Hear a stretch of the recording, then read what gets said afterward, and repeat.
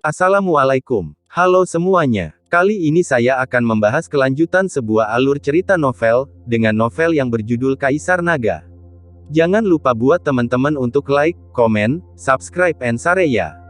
Yuk, tanpa basa-basi lagi, kita lanjut ke pembahasannya. Di episode sebelumnya, mata Yin Kai penuh dengan niat membunuh. Jika bukan karena Lu Ming, dia pasti sudah mendapatkan plat besi untuk poin dan pergi di sini. Raja pemula tahun ini pada dasarnya adalah dia. Tapi sekarang, semuanya sia-sia, semua karena Lu Ming. Dia sangat membenci Lu Ming. Lu Ming, beri aku poin plat besi, dan aku jamin kamu tidak akan mati, ucap Huang Yu. Pada saat yang sama, mereka terus mendekati Lu Ming, dan Lu Ming terus mundur, hanya beberapa meter dari biawak berbaju hitam yang bermutasi. Pada saat ini, biawak lapis baja hitam yang bermutasi telah menyipitkan matanya dan hendak tertidur. Kalau tidak mungkin untuk acuh tak acuh terhadap pertempuran sengit mereka barusan. Di dinding di sisi biawak berbaju besi hitam, tidak ada lubang. Di sini, sepertinya tidak ada tempat untuk pergi. Lu Ming, kamu tidak punya tempat tujuan, ucap Duan Mujue dan yang lainnya mendekat perlahan. Jika mereka tidak takut dengan kadal lapis baja hitam, mereka mungkin sudah bergerak. Apakah kamu begitu percaya diri, ucap Lu Ming. Pada titik ini, Lu Ming benar-benar tertawa. Bagaimana mungkin dia masih tertawa? Tapi segera, Duan Mujue, Yin Kai dan yang lainnya mengerti. Lu Ming tiba-tiba berbalik dan bergegas menuju kadal lapis baja hitam yang bermutasi. Cahaya pedang menembus udara dan menusuk dengan keras ke arah kadal lapis baja hitam. Lu Ming, apa yang ingin kamu lakukan? Hentikan, kamu mencari kematian. Duan Mujue dan yang lainnya meraung marah, ekspresi mereka berubah drastis. Tapi cahaya pedang Lu Ming terus menyala, terengah-engah, dan pedang panjang itu menusuk dengan keras ke tubuh biawak berbaju besi hitam yang bermutasi. Mengaum, pedang panjang menembus tubuh, dan biawak berbaju besi hitam yang bermutasi meraung kesakitan, dan tiba-tiba membuka matanya.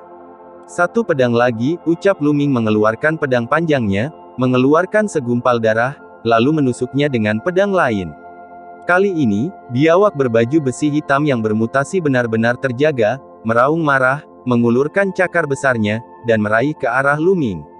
Lu Ming menggunakan langkah ular naga, dia menghindari serangan kadal monitor lapis baja hitam, dan kemudian berlari menuju Duan Mujue, Yin Kai dan yang lainnya. Mengaum, kadal lapis baja hitam yang bermutasi meraung dan mengejar Lu Ming dengan panik. Lu Ming, Duan Mujue, Yin Kai dan yang lainnya meraung dengan marah, tetapi mereka tidak punya pilihan selain berbalik dan melarikan diri. Bakat terkuat mereka adalah seniman bela diri tingkat keempat. Bahkan jika orang-orang ini digabungkan, mereka tidak cukup untuk membunuh kadal lapis baja hitam yang bermutasi. Kenapa kamu lari? Apakah kamu tidak akan membunuhku? Ucap Lu Ming. Suara bercanda Lu Ming terdengar, yang membuat Duan Mujue dan yang lainnya hampir muntah darah karena marah. Mereka diam-diam bersumpah bahwa mereka tidak akan pernah membiarkan Lu Ming pergi. Mereka seperti burung yang ketakutan, mereka tidak lagi berani tinggal di gua ini, dan lari ke pintu masuk gua itu satu per satu. Hahaha, selamat tinggal, ucap Lu Ming menginjak tanah dengan keras, membubung ke langit, mendarat langsung di lubang setinggi 10 meter, lalu berlari dengan cepat. Lu Ming berlari ribuan meter di dalam gua tanpa ragu, sebelum dia duduk untuk beristirahat. Dengan pikiran, kartu besi poin muncul di tangan Lu Ming. Bahan pelat besi titik ini berbeda dengan pelat besi titik lainnya, berwarna emas tua dan sangat keras. Ada dua karakter emas di atasnya, yaitu 500. Dengan 500 poin tersebut dan 124 poin yang diperoleh sebelumnya, Lu Ming memiliki total 624 poin. 624 poin, apakah cukup? Ucap Lu Ming berpikir diam-diam. Ini sangat sulit untuk dikatakan, seperti Duan Mujue, Yin Kai dan lainnya, mereka telah mengumpulkan begitu banyak orang, beberapa orang hanya menyimpan 10 poin, dan memberi mereka semua poin ekstra, maka poin mereka sulit untuk dikatakan, kumpulkan 5 atau 6 100 poin juga mungkin. Masih ada 2 hari lagi, mungkin aku bisa mendapatkan beberapa poin dari keluarga Duanmu atau Yin Kai, ucap Lu Ming tersenyum. Pada saat ini, langkah kaki tergesa-gesa terdengar dari belakang, dan kecepatannya sangat cepat, dalam sekejap mata, beberapa sosok muncul di depan Lu Ming. Duan Mujue, ucap Lu Ming. Mata Lu Ming bergerak, salah satu dari 3 orang itu sebenarnya adalah Duan Mujue, dan 2 orang yang mengikutinya adalah murid jenius dari Akademi Macan Putih, ahli bela diri dengan kultivasi 3 kali lipat.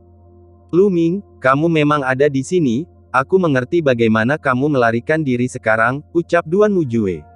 Melihat Lu Ming, Duan Mujue tidak terlalu terkejut. Bagaimana kamu menemukanku? Ucap Lu Ming bertanya dengan heran. Hei, sebaiknya aku memberitahumu bahwa darahku adalah anjing Wenling, kamu tidak bisa lepas dariku. Kata seorang pemuda pendek di samping Duan Mujue. Ternyata itu hidung anjing, ucap Lu Ming tertegun. Lu Ming, aku tidak mencarimu, tetapi kamu benar-benar berani merebut lencana poinku, kamu benar-benar berani, sekarang kamu menyerahkan lencana poin, dan aku bisa memberimu waktu yang baik, ucap Duanmu.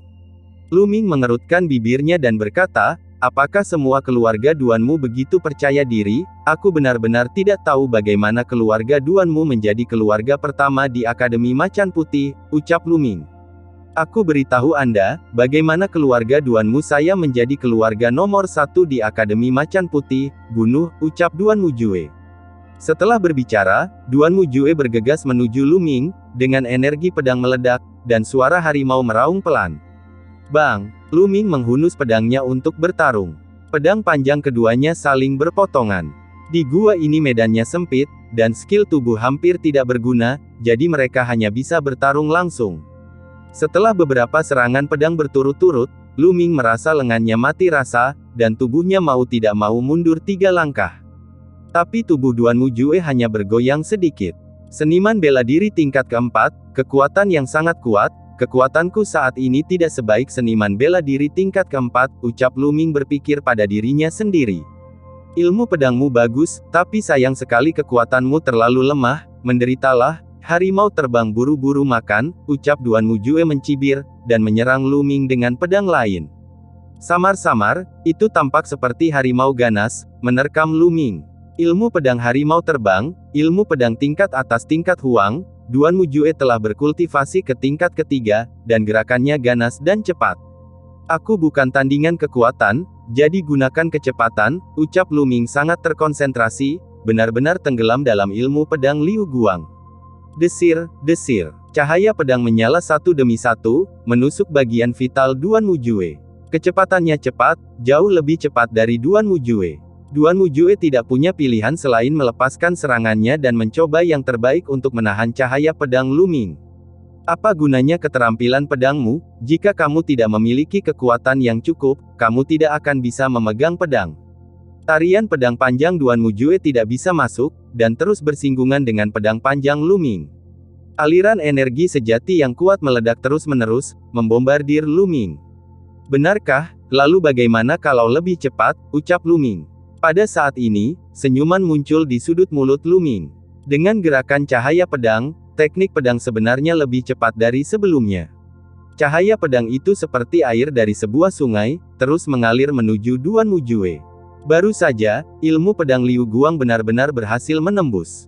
Sebelumnya, ilmu pedang Liu Guang miliknya tertahan di level keempat tanpa terobosan.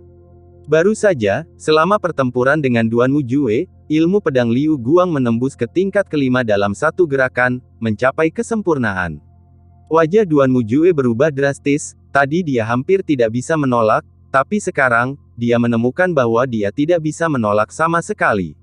Desir. Cahaya pedang Lu Ming langsung menembus pertahanannya dan menebas ke arah dadanya. Kembali, kembali, kembali, ucap Duan Mujue ketakutan dan mundur dengan gila. Tapi itu masih selangkah terlambat, embusan, cahaya pedang Lu Ming langsung meninggalkan noda darah yang dalam di dadanya. Duan Mujue berkeringat deras, jika dia tidak mundur sedikit, dia akan mati sekarang. Ayo, ayo pergi bersama, bunuh dia, ucap Duan Mujue meraung marah. Bunuh. 2 pemuda lainnya, bersama dengan Duan Mujue, menyerang Lu Ming. Pedang panjang 3 prajurit roh meledak dengan energi pedang yang kuat. Lalu setelah itu, bagaimanakah kelanjutan ceritanya? Next di episode berikutnya ya. Wassalamualaikum warahmatullahi wabarakatuh.